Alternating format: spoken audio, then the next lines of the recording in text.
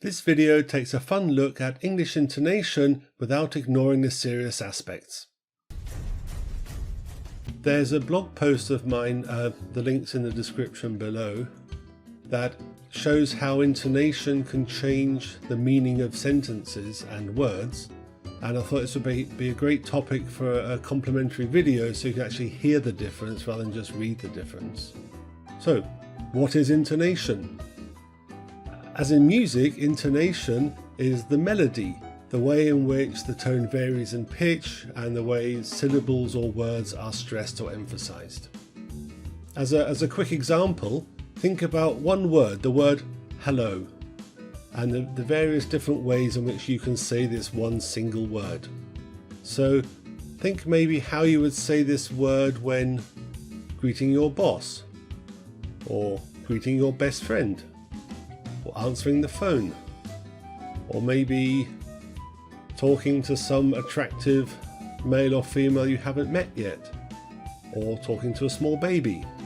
Now by all means, say these words out loud to yourself so you can actually hear the difference. I'll spare you me doing it. If you saw this sentence in an email, how would you understand it? This one sentence can have 7 different meanings depending on which word is emphasized, and I'll show you those now so you can really hear the difference.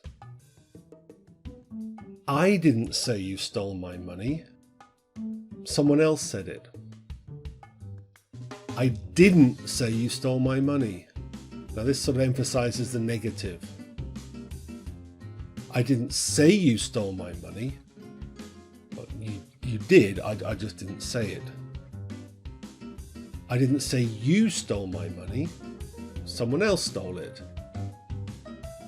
I didn't say you stole my money, whereas you still have my money, you just didn't steal it. I didn't say you stole my money, well you stole someone else's money. And lastly, I didn't say you stole my money, no, you stole something else, maybe my watch. And so this brings us to the serious point, is if you saw this sentence in an email, can you be sure that the way you understand it is the way the writer intended? So when you are writing, it's worth taking the time to make sure that the reader understands what you wrote in the way you meant it. And that was a serious part. Sorry about that. So without intonation, speech would be very dull and literally monotonous. So even in the early stages of learning a new language, don't neglect this important aspect. At the very least, it might keep you out of jail because you don't tell the policeman, no, I didn't burn down that house.